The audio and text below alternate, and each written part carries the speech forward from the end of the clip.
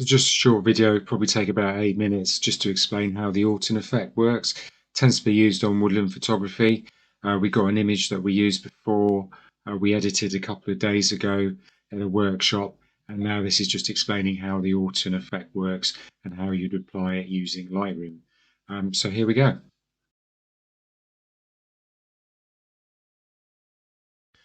Okay, so we've got our image open that we edited a few days ago. It's all done, ready to go in Lightroom, and we're in the develop module.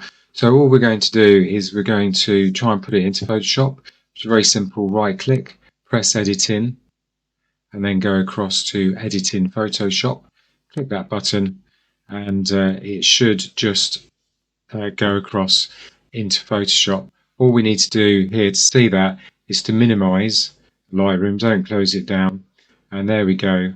Photoshop is opened and it's got our image in it that was edited a couple of days ago, and now we're just going to move on to applying the Orton effect quite quickly to this image. The layers panel, we've got a background which is locked, so we right click and we do a duplicate layer. So this is the layer that we're going to be working on, and lower down the background is preserved is down here, and this is the layer that we're working on just above it. It's very simple. All you need to do is select the filter tab at the top, and then go down to blur, and then click on Gaussian blur. It comes up with this. Essentially, to cut a long story short, you just need to have the amount of megapixels in your camera replicate the radius. So I've got 45 megapixels on my camera. This is 38. That's fine because it's a slightly cropped image. So that just about works. I click OK. And now we've got a mushy image which is completely blurred. And this is what it's supposed to look like to start off with. You should just about be able to see the image, but you shouldn't be able to really distinguish what's going on in the image. Then we come up here and we apply the image tab, go down to adjustments and then levels, not curves, adjustments. Click on levels, and you can see the levels panel having come up here. We increase the highlights right up, so you can see it's completely blown out, the highlights here and down here in the greens and the whites. And then we want to add some contrast. Not too much, just bring those blacks up like that and press OK. Now this image just looks utterly rubbish. So how we apply the Orton effect from this layer here, we're just going to affect this top layer, and we're going to bring it right the way down what we've applied on this layer. So we're just seeing the bottom layer now.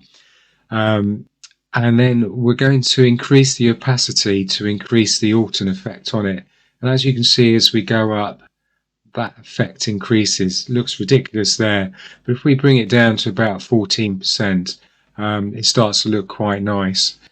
So this is 0, and this is going right the way up with the Orton effect applied. Generally, it's probably deemed to be around about 14% is quite good to apply the Orton effect. I apply it slightly less than that, just because I try and keep it as subtle as possible. So this is with it off, this is with it on, this is with it off, this is with it on. I'm going to keep it at 14%, just so you can really see the effect, but I have it normally around about 8 or 9%. That's fine now, but in reality, a viewer would expect to see proper detail in the foreground, and as you can see, if I turn it on and off, it just, the highlights fuzz the foregrounds a little bit. So what I do is I apply a layer mask, so you can see through the layer now because it's white, and I would overpaint that with a black brush. So I would probably put the opacity of that brush to probably about 70%, probably 31% flow, and then keep brushing over it until I'm happy. So if I brush over now, you can see on the right hand side here where the layer is. that we've got some darkness there, which will eventually go to black the more I brush over it. And I'm happy with that. I think that's probably about right. Now if I go in, you can see that there with the layer mask applied. If I right click and disable that, you can see the effect comes back. So that's the mask. But higher up, let's move it up. If you look higher up, the mask is still applied.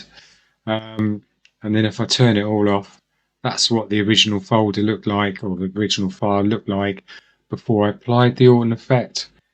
This is what it looks like now.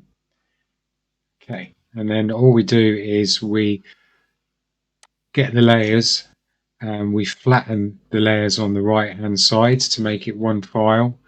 And then all you need to do, if you've got Lightroom open, is to come up to the top, close it, press yes, and then it will save. You'll see the percentage there.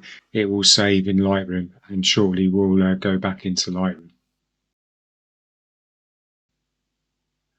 What I'm going to do is I'm going to turn this image purple, and the original image that we used is red. Compare them side by side, and you can see our Orton effect applied one on the left hand side and the original one on the right hand side. So that's the right hand side one there. We've zoomed in. They look the same down the bottom, which they should do because I applied a mask on it. But as we go up, you'll see there's a subtle difference in how the Orton effect's been applied to it. Okay, that's it, it's done.